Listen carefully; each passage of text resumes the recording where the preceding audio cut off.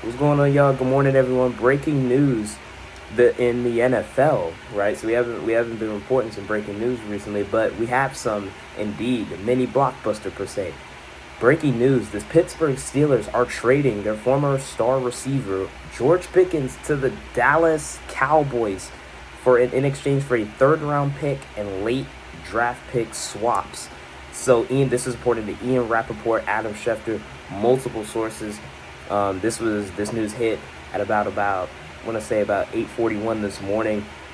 Just woke up to it too, and I'm like, whoa, this is a bit shocking for sure, or it's a bit definitely in the moment surprising as well. But George Pickens is now out in Pittsburgh. He's now on his way to team up with Dak Prescott and CeeDee Lamb. The Cowboys finally get that number 2 receiver, or that guy opposite side CeeDee Lamb that they've been desperately wanting and needing for a long time. And now, can George Pickens, right? Me and my stepmom, who was talking about it, will George Pickens maximize his potential now with a caliber quarterback like Dak Prescott? Look, say what you want about Dak Prescott. Look, he's not a playoff performer, all right? The record speaks for itself. However, when at Dak Prescott at his best, this dude is an MVP candidate in the regular season. He was just that 2 years ago.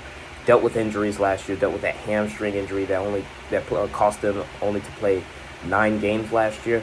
But now that he'll be fully healthy, he's expected to be fully ready for off-season workouts, training camp, mini camp, what have you. But George Pickens, man, as y'all know, I love George Pickens. He's a Georgia guy, so I love George Pickens. The talent is unreal.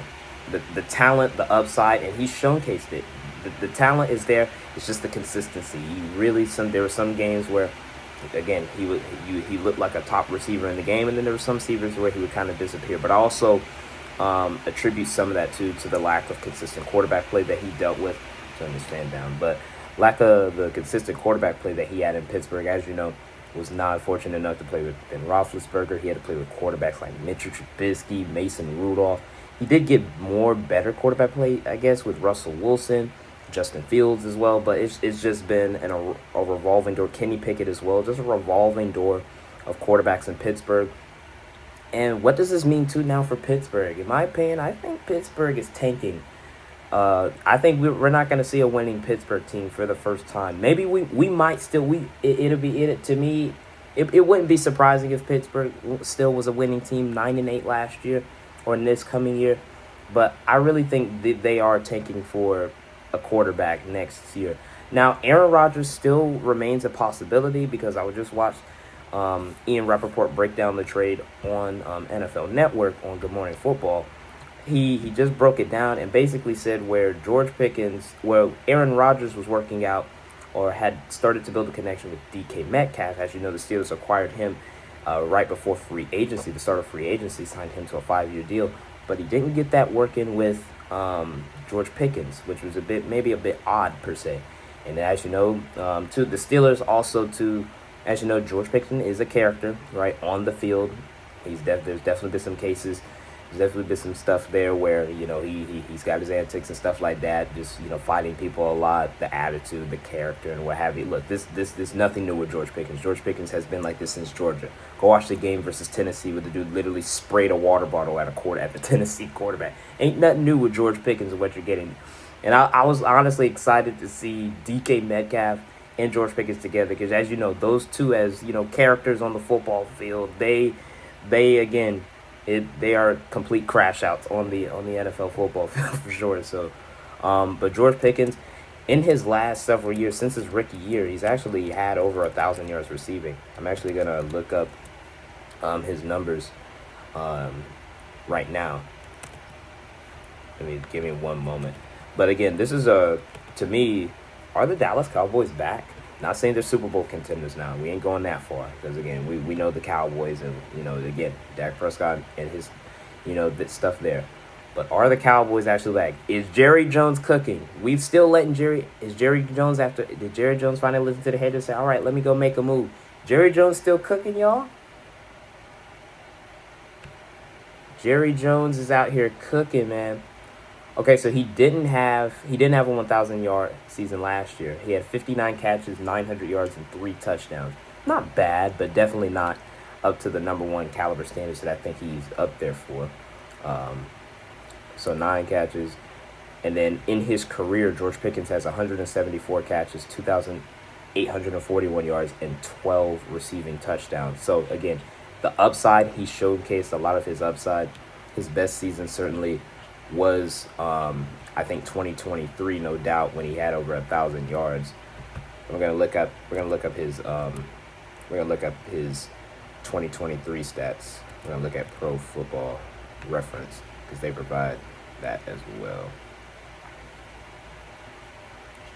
So yeah, 900-yard season. Yeah, clearly 2023 was his best season. 63 catches, 1,140 yards, and 5 touchdowns. As a rookie, he had 52 catches, 801 yards, 4 touchdowns, of course, accumulating to the totals that I presented to you earlier. But again, just pairing, again, I think now being that number 2, maybe even a 1B to George Pickens, I think this would definitely take a lot of pressure off of CeeDee Lamb. You'll see less double teams and what have you. And CeeDee Lamb, even despite dealing with some injuries last year, CeeDee Lamb, and maybe not even playing at his best, even though he was still productive last year, despite the lack of quarterback play, with Dak Prescott being hurt, Cooper Rush being in there, still. CeeDee Lamb, still top 3, top 5 receiver in the game today. And don't forget, man, CeeDee Lamb is still one of the best. And now you pair George Pickens with him and then a healthy Dak Prescott. Not to mention Dallas, too. They've built the offensive line. They drafted Tyler Booker in the first round. They've invested in the offensive line over the last several years with Tyler Smith, Tyler Guyton, who they drafted in the first round to be their left tackle last year. We'll see if he can take that next step, right, after kind of an up-and-down rookie season. Terrence Steele, a bit inconsistent, but he's still a starting level right tackle. They have in Cooper Beebe, who they took in the 3rd round. So they have completely revamped and revitalized the offensive line after losing some key guys like Tyrone Smith, Zach Martin, Travis Frederick over the years. They completely revamped and overhauled the offensive line with high draft picks in the draft. I mean, you got to give the Cowboys credit for continuously investing in the offensive line. And then finally in this year's draft, they took a running back, Jaden Blue, from Texas. So they stay in state, get a running back. If he can fix his fumbling issue, he could be a potential steal in the draft, in my opinion. Does have a fumbling issue, but the talent and the speed is certainly there for Jaden Blue. And then not to mention they signed Miles Sanders, and there was another guy there, and Javonte Williams. They signed 2 starting level veteran running backs. Javonte Williams, you can see him play a prominent role next year. So their running back position, while they may not have that true number 1 guy yet, it's a running back by committee with guys who are capable of being the starters. So their running back room was completely better than it was last year. No doubt about it, for sure, when they had Rico Dowdle, who was productive, and Ezekiel Elliott, who, again, is washed at this point. But George Pickens is on his way to the Dallas Cowboys. And again, does this mean, right, do we finally see the Pittsburgh Steelers now be a non-winning team next year? And I in my opinion, I think they're tanking for the quarterback. They've just accumulated some draft picks. They just now next year the draft class is loaded with potentially Arch Manning, Kate Klubnik, Drew Aller, Lenoris Sanders from South Carolina. Next year's QB draft class is very deep and loaded. So we'll see what they can get. We'll see if the Pittsburgh Steelers could potentially get in next year's draft. And there could even be more quarterbacks available as well. So we'll see what that can lead to as well. But thank you guys for watching this video. And, man, we'll see what this move does for sure. Y'all stay blessed out there. Peace.